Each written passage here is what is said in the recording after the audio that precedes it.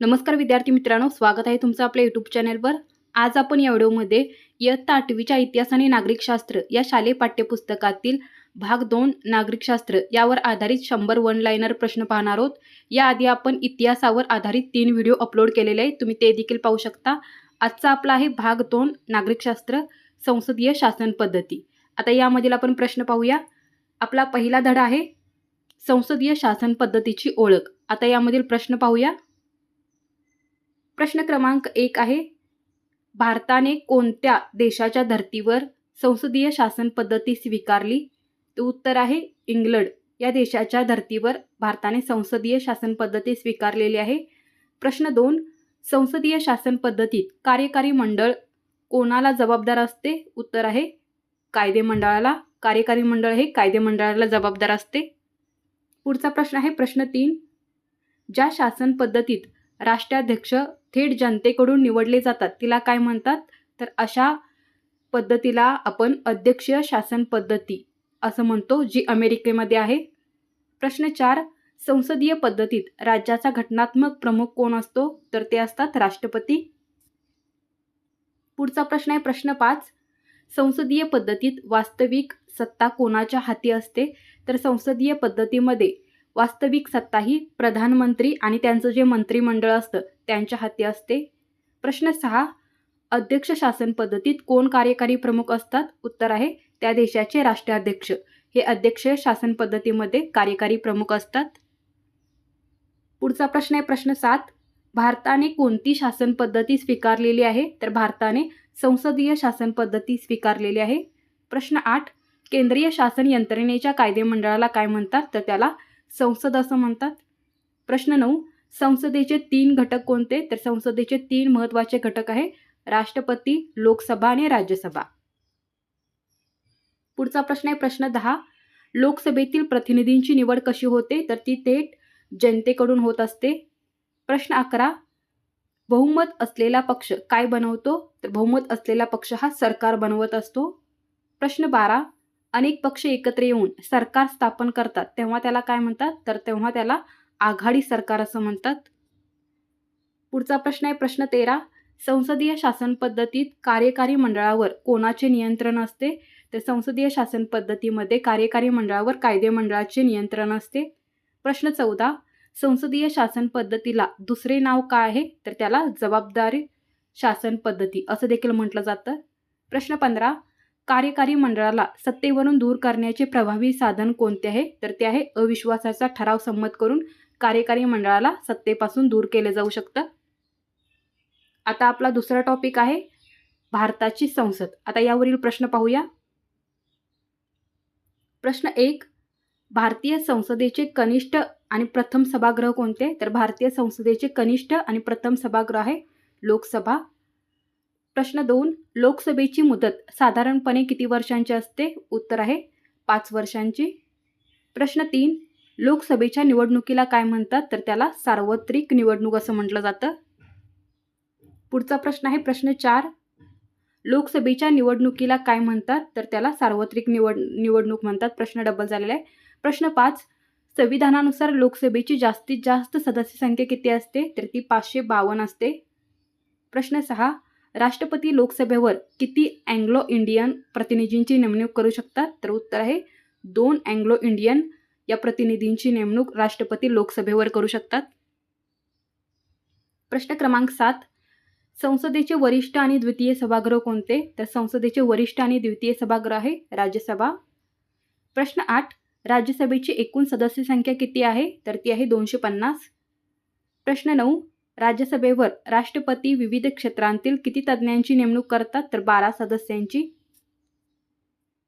पुढचा प्रश्न आहे प्रश्न 10, कोणते सभागृह कधीही पूर्णपणे विसर्जित होत नाही? तर ते सभागृह आहे राज्यसभा. प्रश्न 11, राज्यसभेच्या एका सदस्याचा कार्यकाळ किती वर्षांचा असतो? तर तो असतो 6 वर्षांचा. प्रश्न 12, लोकसभेचे कामकाज कोणाच्या नियंत्रणाखाली चालते? तर ते अध्यक्षांच्या नियंत्रणाखाली चालत असते. प्रश्न 13, राज्यसभेचे पदसिद्ध सभापती कोण असतात? उत्तर आहे उपराष्ट्रपती. प्रश्न 14, कायद्याचा कच्चा मसुदा म्हणजे काय? तर त्याला आपण विधेयक असं म्हणतो. प्रश्न 15, पैशांशी संबंधित विधेयकाला काय म्हणतात तर त्याला अर्थविधेयक असं म्हणतात. प्रश्न 16. विधेयकाचे कायद्यात रूपांतर होण्यासाठी शेवटी कोणाची स्वाक्षरी आवश्यक असते तर त्यासाठी राष्ट्रपतींची स्वाक्षरी आवश्यक असते. पुढचा आता टॉपिक आहे आपला टॉपिक 3 केंद्रीय कार्यकारी मंडळ. आता यावरील आधारित आपण प्रश्न पाहूया. प्रश्न 1. भारताचे सर्वोच्च राष्ट्रप्रमुख कोण आहेत तर ते असतात राष्ट्रपती. प्रश्न 2. राष्ट्रपतींची निवड कोणाकडून केली जाते? उत्तर आहे निर्वाचन मंडळाकडून. प्रश्न 3. राष्ट्रपती पदाची निवडणूक लढवण्यासाठी किमान वय किती असावे तर 35 वर्ष. पुढचा प्रश्न आहे प्रश्न 4.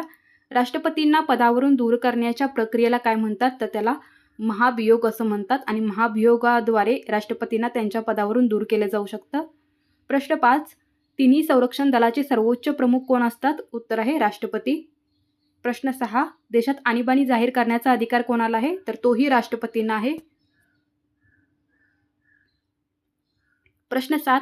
राष्ट्रपतींच्या अनुपस्थितीत त्यांची कामे कोण पार पाडतात? उत्तर आहे उपराष्ट्रपती. प्रश्न 8. केंद्रातील कार्यकारी मंडळाचे वास्तविक प्रमुख कोण असतात? उत्तर आहे पंतप्रधान. प्रश्न 10.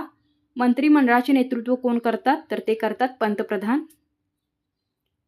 पुढचा प्रश्न आहे प्रश्न 11. मंत्र्यांमध्ये खात्यांचे वाटप कोण करतात तर ते देखील पंतप्रधान करत असतात. प्रश्न 12.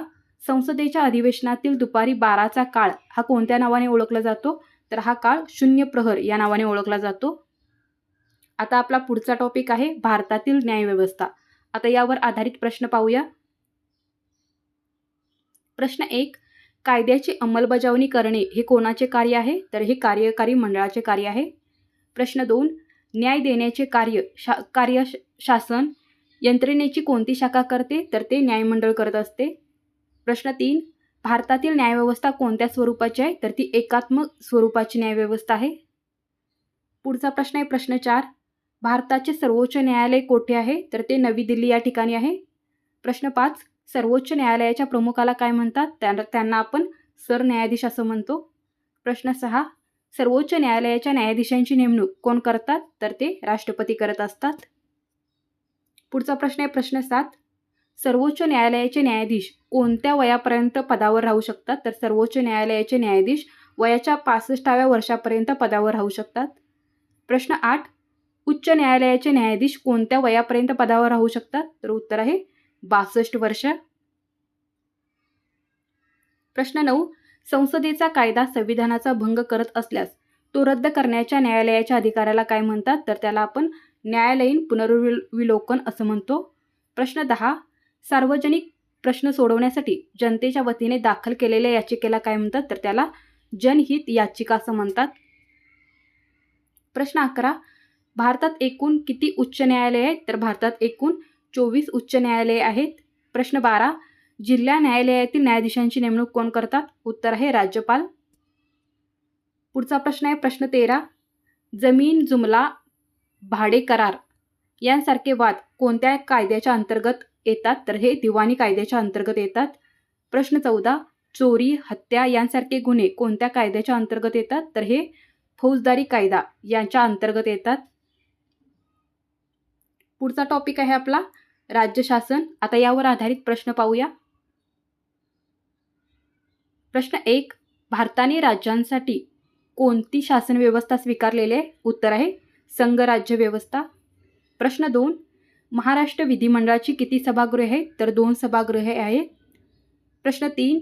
महाराष्ट्र विधानसभेची एकूण सदस्य संख्या किती आहे तर ती 288 आहे. पुढचा प्रश्न आहे प्रश्न 4. विधानसभेची मुदत साधारणपणे किती वर्षांची असते तर ती 5 वर्षांची असते. प्रश्न 5. विधानसभेची निवडणूक लढवण्यासाठी किमान वय किती असावे लागते तर 25 वर्ष असावे लागते. प्रश्न 6. महाराष्ट्र विधिमंडळाचे हिवाळी अधिवेशन कोठे असते तर ते नागपूर या ठिकाणी असते. प्रश्न 7.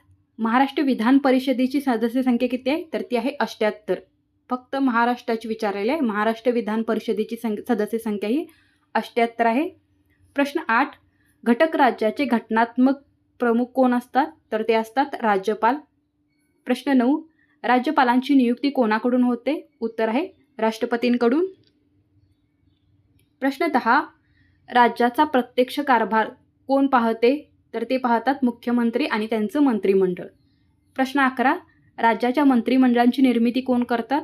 उत्तर आहे मुख्यमंत्री. प्रश्न 12.